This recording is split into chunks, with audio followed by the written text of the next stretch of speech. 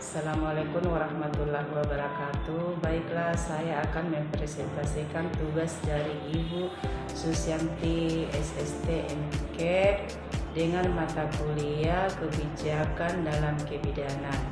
Perkenalkan, nama saya Nurbania AMDK, NIM B2406125, kelas A02 dengan materi SDGs.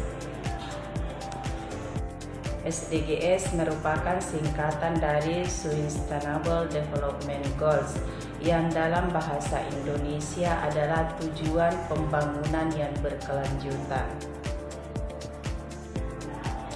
Berikut adalah 17 tujuan pembangunan berkelanjutan atau SDGs. Yang pertama, tidak ada kemiskinan. Kemudian kedua, tidak ada kelaparan. Ketiga, kesehatan yang baik dan kesejahteraan. Kemudian keempat, pendidikan berkualitas. Kelima, kesetaraan gender. Keenam, air bersih dan sanitasi. Ketujuh, energi bersih dan terjangkau.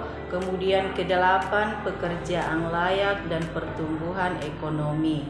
9, industri, inovasi dan infrastruktur. Kemudian ke-10, pengurangan ketidaksetaraan. 11, kota dan komunitas berkelanjutan. Kemudian ke-12, konsumsi dan produksi yang bertanggung jawab. Kemudian ke-13, tindakan untuk iklim. Kemudian 14, kehidupan di bawah air.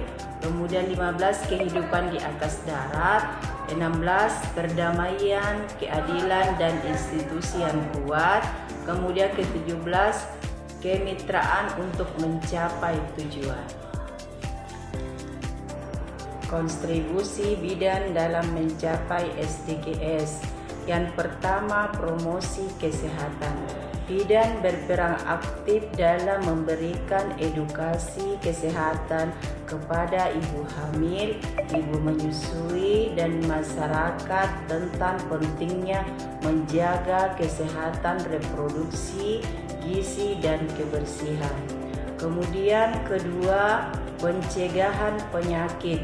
Bidan juga terlibat dalam upaya pencegahan penyakit seperti imunisasi, edukasi, dan penyakit, dan penanganan komplikasi kehamilan. Kemudian ketiga, pemberdayaan perempuan. Bidan dapat memberdayakan perempuan dengan memberikan informasi yang akurat tentang kesehatan reproduksi sehingga perempuan dapat membuat keputusan yang lebih baik untuk diri mereka sendiri dan keluarga. Tantangan yang dihadapi bidan dalam mencapai SDGs. Yang pertama, beban kerja yang berat. Bidan seringkali harus bekerja dengan beban kerja yang tinggi, terutama di daerah dengan sumber daya yang terbatas.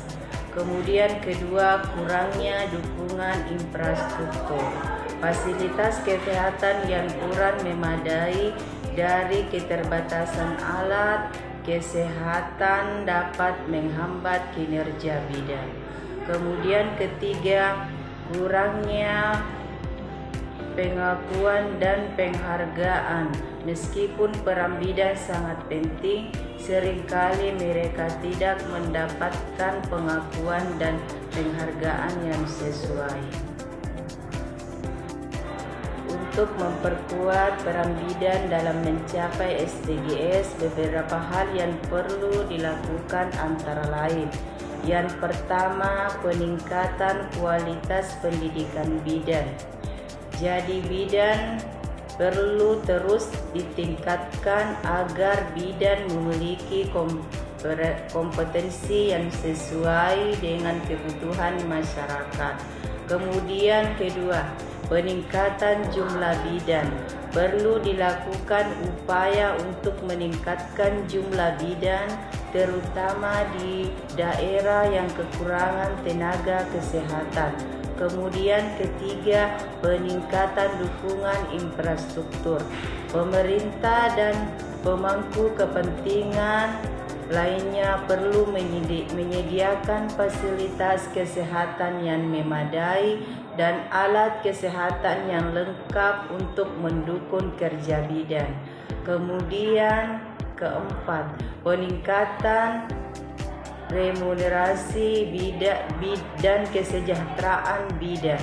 Bidan perlu diberikan remunerasi yang layak dan jaminan sosial yang memadai agar mereka dapat bekerja secara optimal.